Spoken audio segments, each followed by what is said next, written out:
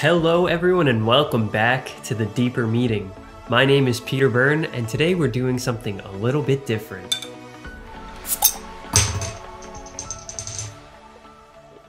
Merry Christmas. Well, as you can see, this is different than it usually is, so this is not where I thought I would be here on Christmas Eve, but I am all alone because things have gotten pretty crazy this week.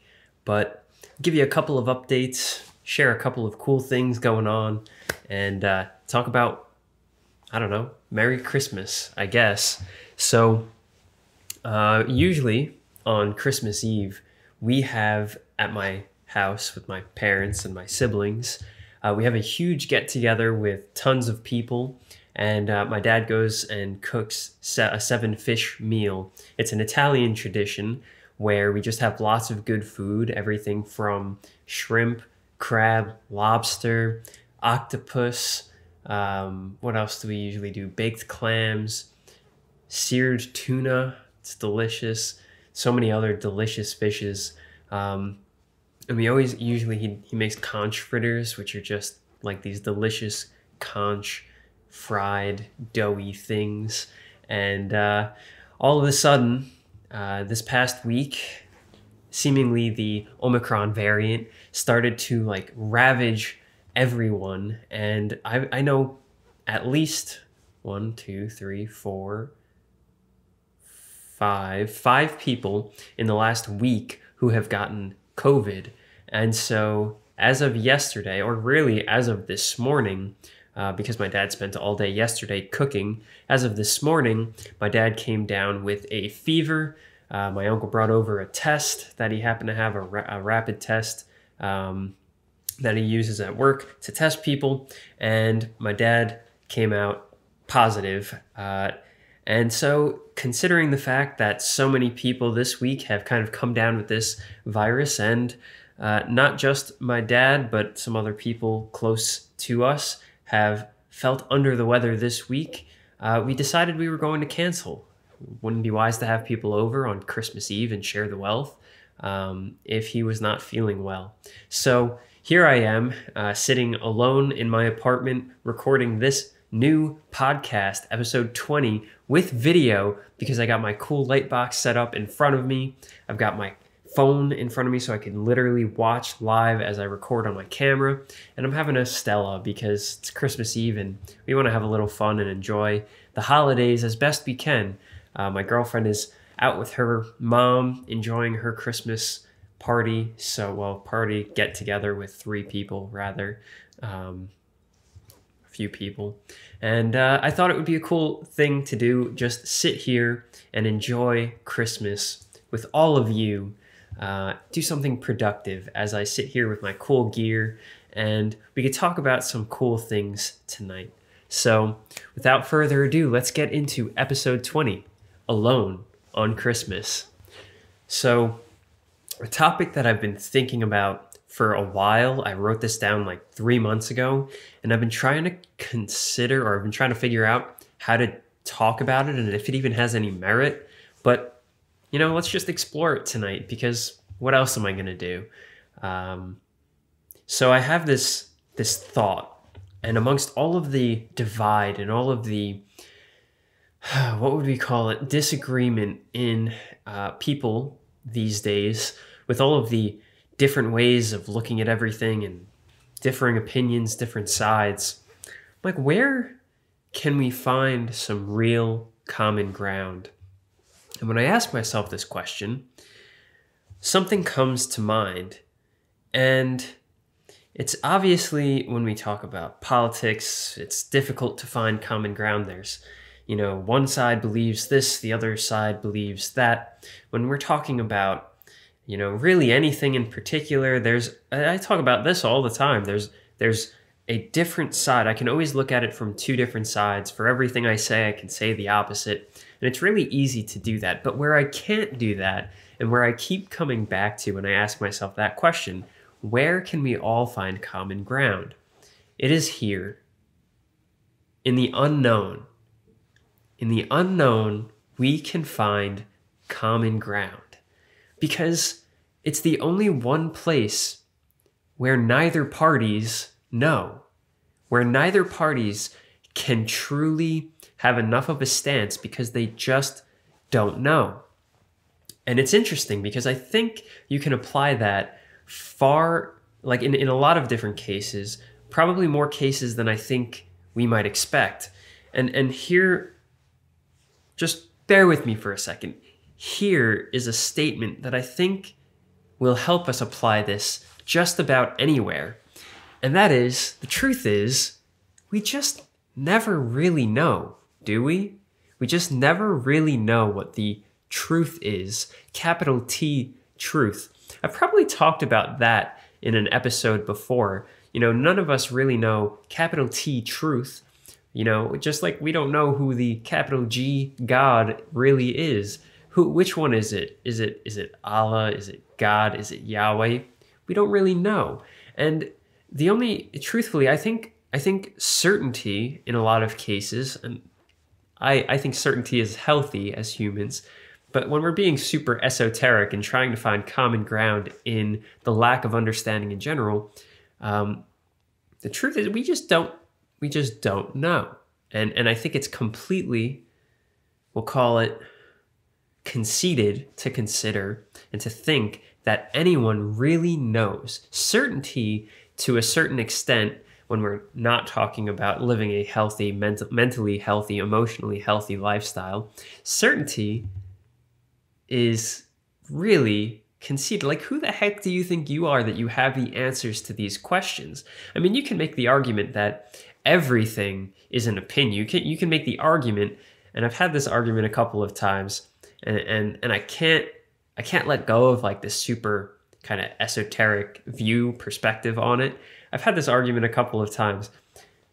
Even science, something that we consider to be factual, can really be considered an opinion at the end of the day, or at least subjective to us as humans. Perhaps there's another species of intelligent life out there who might consider our science completely ludicrous.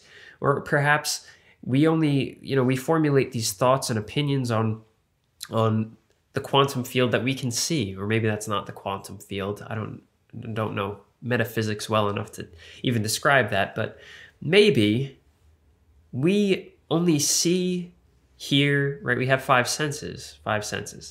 We have sight, we have taste, we have smell, we have touch. Taste, sight, smell, touch. Taste, smell, sight, touch. Hearing. There you go. I can't hear anything, so maybe that's why I forgot. So we have five senses, and that's how we view the world. That's what we go into everything with. That's how we test our hypotheses, using one of those five senses. And let's just say, you're a little boy who sees dead people and you have a sixth sense. Would you look at science differently? Would you look at anything differently? Would you look at the world differently in general? I would say yes. It's like adding an extra dimension to your experience. And so all of this to say, when you really come down to it, how do you truly know? What if there's some sense that we're missing, some data point that we're missing that would blow up everything that we think we know, all of the facts that we think we have figured out, and make them rubbish, make them absolutely moot? They're not real. And this question, or this thought that I have, is the only place I really think we can find common ground, regardless of the fact if in our current existence and our current perspective, you think this and I think that. The truth is, if we can come together and say, well, I respect your opinion, I respect your perspective, but the truth is neither of us truly know. We'll never truly know. Maybe we could get along just a little bit better. Maybe it'll give us that middle ground to come together and say, okay, we'll never agree on, our practical terms here. We'll never agree as people in our human existence, but if we can zoom out a little bit as kind of like this meta, very esoteric perspective, we could say, truth is we don't really know. I mean, listen, I don't even know if I'm real. I don't know if you're real. I don't know if this camera is real. I don't know if we're in the Matrix and this is a simulation. I'll probably never know. I hope one day, perhaps when I pass, I will know. But In this current existence, if I'm being truly, truly honest, if you just think about this for a second, what do you really know? I'm not tripping either. I'm not on drugs.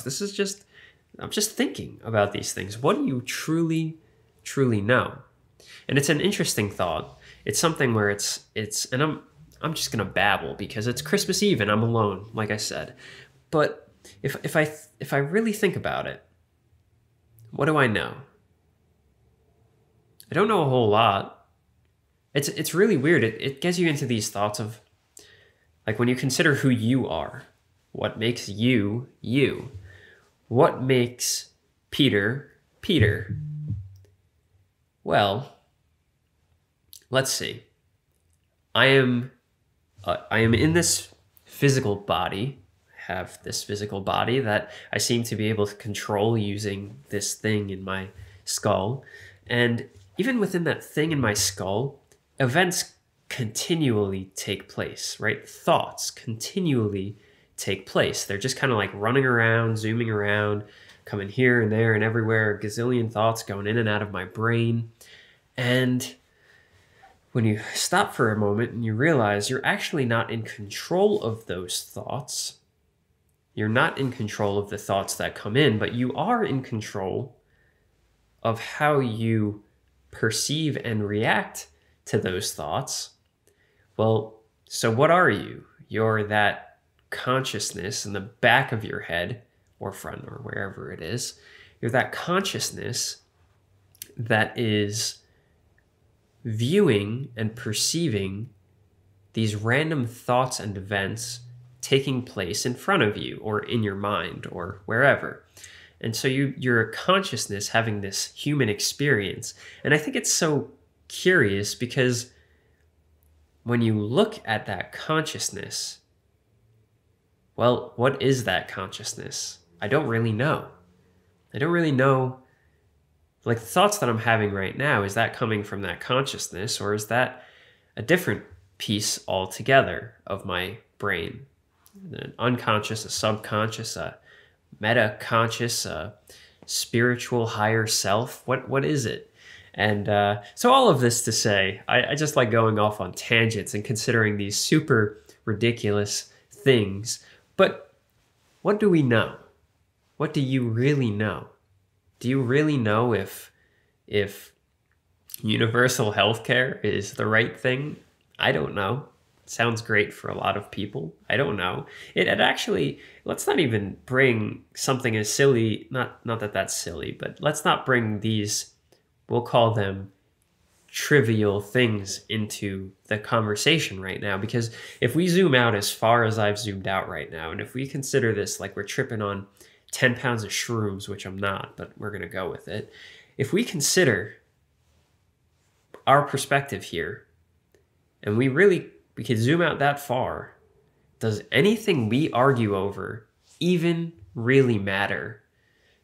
Are we arguing over things that make any difference? They make a difference in our current existence, yes, but when it all ends, when we get to the end, or maybe the next stage or step or the next realm, whatever place we're going to, if we go anywhere,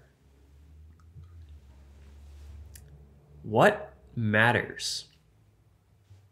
What really matters? And I know it sounds silly, but I take this perspective when I find myself really latching on to any side in general, any perspective. If I feel very strongly about one particular thing, I really try to step back and approach it from this view, because the truth is there's something seemingly unhealthy about feeling viscerally or some type of way about something in particular, about a particular viewpoint or stance on a particular topic. Now, I have my feelings and I have my opinions on things. It's natural to do that. I wouldn't be able to fit in with society if I didn't. Society as in like whatever niche or group that particularly fits in with my opinions and thoughts as well. I try to step back when I am feeling some type of way about something, because I don't want anything to be a reason for me to feel divided. When I really, I say this a lot, but when I step back and say, what do all people truly want? To be listened to, right? To feel heard, to feel loved, to feel supported, to feel, I think I just, yeah, to feel loved, heard, supported, wanted, important, needed, to feel purpose, to feel connected. That's what we all truly want. After the most basic of our needs are met, we start to feel that longing for, belonging, that feeling of being welcome, that feeling of being wanted and needed and loved. Before that, of course, you have some basic needs, right? Which is to eat. It's usually a very primal, basic need. And once your need for food is met, you generally want to seek some kind of shelter. And as long as you have food and you have shelter, somewhere to eat, somewhere to sleep, and somewhere to feel safe and protected, and you have the means of staying warm, which usually comes with shelter, it's when all of these questions start to come through, or all of these wants and desires. And I think that as humans, that's basically what we want and basically what we need. And so I try not to let trivial things get in the way of what we all really want, right? I try not to let very one-sided opinions or thoughts or perspectives get in the way of connecting with somebody truly, because when all is said and done, when we get there, when we get to the end or the next, whatever it is, are we going to look back and really question our human existence? Or are we going to look back and question our maybe spiritual existence, or our conscious existence, our consciousness, our selves inside of ourselves? It's so interesting, because I see people who have tragic events happen to them. Maybe they're in a terrible car accident or a sporting event where, or just some horrific accident in general, or they develop some kind of congenital disease. They've had that. They've had a congenital disease, the degenerative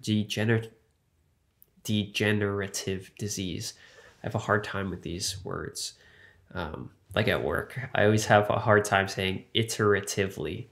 It's something about the New York accent where I just slur all of the vowels and consonants in between, and you kind of hear like the first and the last consonant, and you don't hear anything in between. Iteratively. So what was I even saying? Let's take a pause for a moment so I can regain my consciousness here. See, the thing I love about this is you can go back and, like, instead of forgetting what you said, well, you forget what you said, but you go back and you listen to it and it jogs your memory. So before I forget again, talking about something else like I always do, I was talking about people who are in these horrific accidents or they have this terrible condition that causes them to lose the use of their bodies. Yeah, maybe they're paralyzed on one side, maybe half, their legs don't work, their upper body does, or maybe their entire left side doesn't work. Maybe they're a paraplegic and anything from the neck down doesn't work, as in they don't have use of their limbs, not that nothing works, right? But they don't have use of their appendices. And these people who, in a lot of cases, tied their identity to their ability to use those appendices in an amazing way, like athletes who have terrible accidents. We've heard stories of this, of course, but for those people, they find a way to thrive in life, to make the most of their existence without the use of their bodies. And it's so interesting because these people, I think of Stephen Hawking, and I don't know him well. I'm sure he has an autobiography or a biography or many documentaries, biographies written about him. And And I would like to actually read up on him, but I would imagine here's a man who's paralyzed, completely paralyzed, can't even speak, right? He doesn't have the ability to speak. Was he? I guess he's technically paralyzed. Didn't he have a terrible disease? I'm sorry, I don't know. But anyway, I'm gonna look Stephen Hawking's up. But he comes to mind because he's done something incredible with his life, or he had done something incredible. He's since passed. But he did something incredible with his life despite the fact that he was caged in his own body.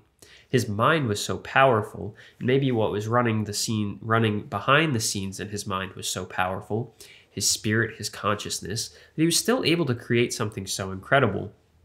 And I think it's interesting to look at cases like that because it makes you question, well, why or what is the true meaning of your life if it's not directly related to your physical capabilities? What is the exact reason and meaning? Where does it come from? And again, all of this esoteric, complicated, convoluted, spiritual mumbo jumbo talk just to say, well, we don't really know. And if we can admit that we don't really know, which I do very often, I don't really know anything. I know plenty of things as we consider factual here, but we don't really know anything. I don't really know anything. And that allows me to step back and be less connected to particular thoughts and opinions. And it lets me connect with people. It lets me perceive or not perceive. It lets me consider them and their perspectives. And it allows me to be more open to their thoughts, whether I believe in them, their opinions, their thoughts, their beliefs as wholly as they do or not. You see, I can still perceive, I can still consider without agreeing. But the thing is, I become detached from the outcome. I become separated from the emotional connection of their perspective versus my perspective. And I think that in itself, the ability to disconnect yourself from the emotional aspect of an argument allows you to better understand both sides of the argument. I almost spilt my beer. But that allows you to consider both sides of the argument. And I think that's an important thing for us today. I think it's an important thing for us now in such a crazy time when there's so much divide. It's really quite saddening, if you allow it to be, that there's really so much divide going on in the world and so much turmoil. And I hope, I pray here on Christmas, while I'm alone, while I'm sure many of us are alone, I pray that the divide doesn't continue to escalate the way that it has been. I pray that we can find more ways to come together and find common ground, whether that common ground is an agreement with some kind of worldly understanding or agreement, or whether that comes in the unknown and a complete lack of understanding, totally. An agreement that we don't really know the truth, so we can agree to disagree. And it's okay to do that. It's okay if we have different opinions on how things are supposed to go.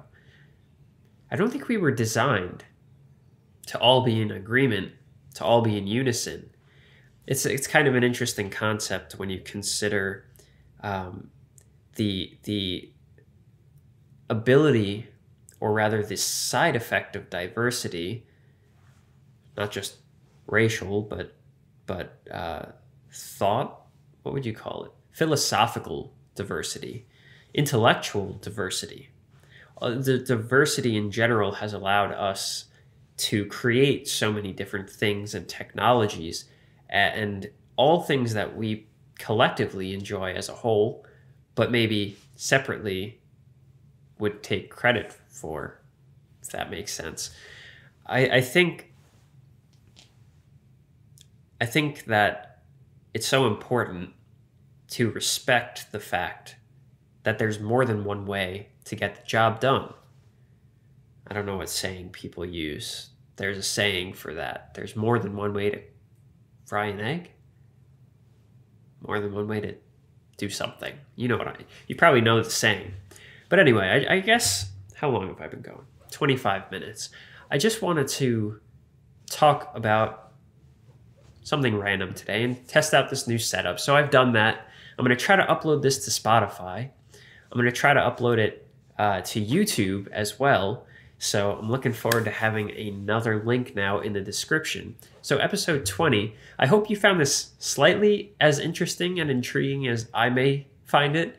I hope that it sparks some thought and some conversation with you. I have to say one more thing, though. I do have to say this. In no way, shape, or form am I suggesting that it's bad to have thoughts, opinions, strong thoughts and opinions. In no way, shape, or form am I saying we should all think that we don't know anything. I think that's an unhealthy way of living.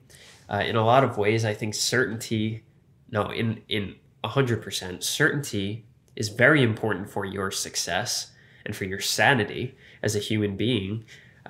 For my sanity as a human being, having some kind of certainty and grounding is important. You see, if we all talked like I just talked for the last 25 minutes, 24 hours a day, everyone would send you to the freaking nut house. Everyone would call you crazy, and you wouldn't be able to relate to anybody. You'd be just floating in space. You'd be like, you wouldn't be able to relate to anybody.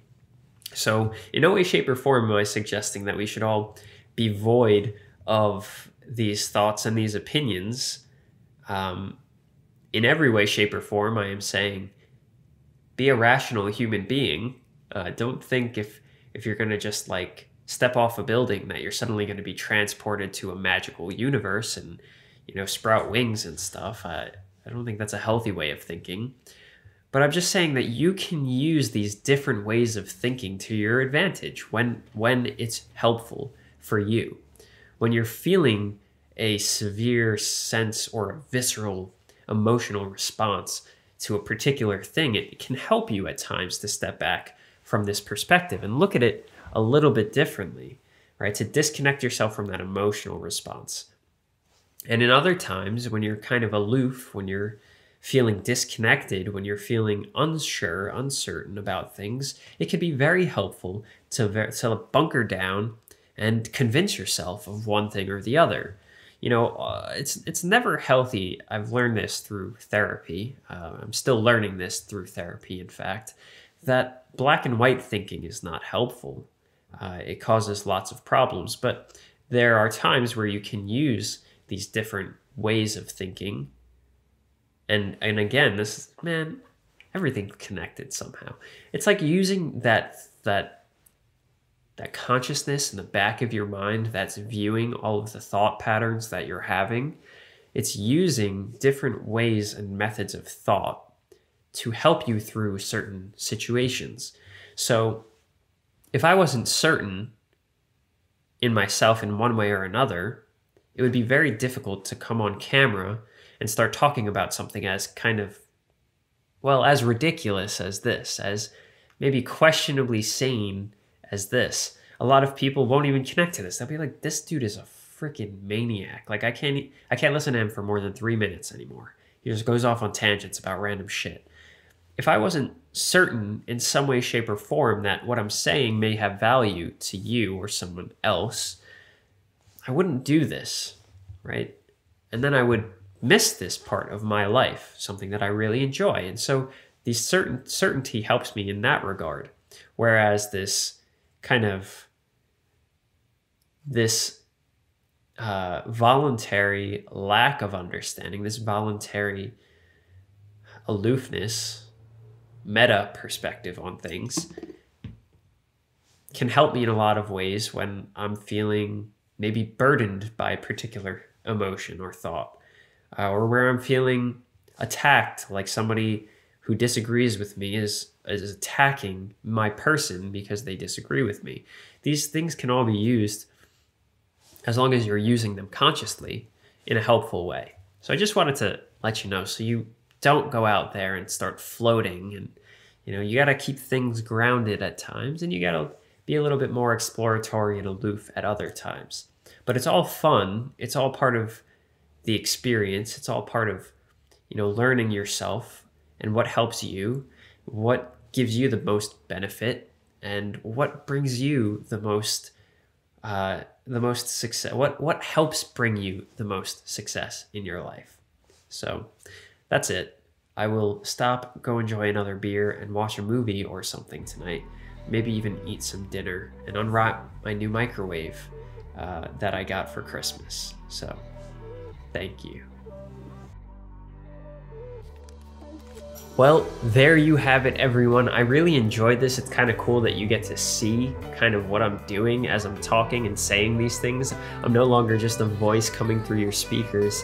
But there you have it, everybody. Thank you so much for tuning in and listening. So if you found any value in this episode, if you thought it was interesting, if you want to share it with a friend, it helps me get this message to more people.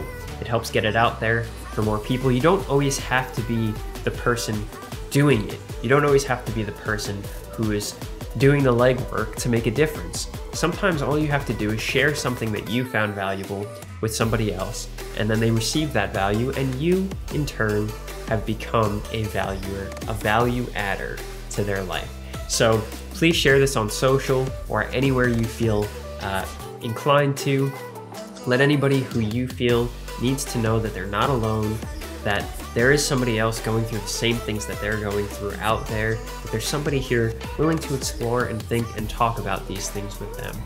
So don't forget to subscribe to this show wherever you're watching. Now it's going to be on YouTube, Spotify, Apple Podcasts, Google Podcasts, and a couple of other platforms. So I really genuinely appreciate it.